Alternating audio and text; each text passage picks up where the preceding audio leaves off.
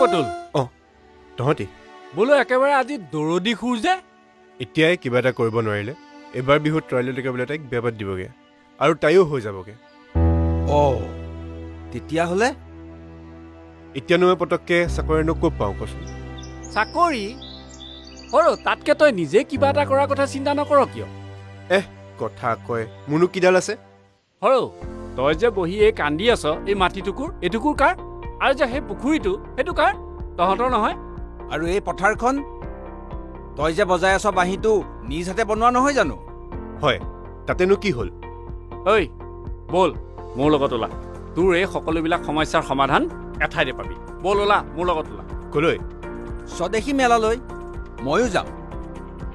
আমাৰ দৰে যুৱ প্ৰজন্মক স্বাৱলম্বী কৰাৰ পৰা সকলো দিহা পৰামৰ্শ এই স্বদেশী মেলাতে উপলব্ধ স্বদেশী মেলা হয় 2025 বৰ্ষৰ 8 জানুৱাৰীৰ পৰা 15 জানুৱাৰীলৈ গোৱালপাৰাত স্বদেশী জাগৰণ মঞ্চৰ উদ্যোগত আয়োজন কৰা হৈছে স্বদেশী মেলাৰ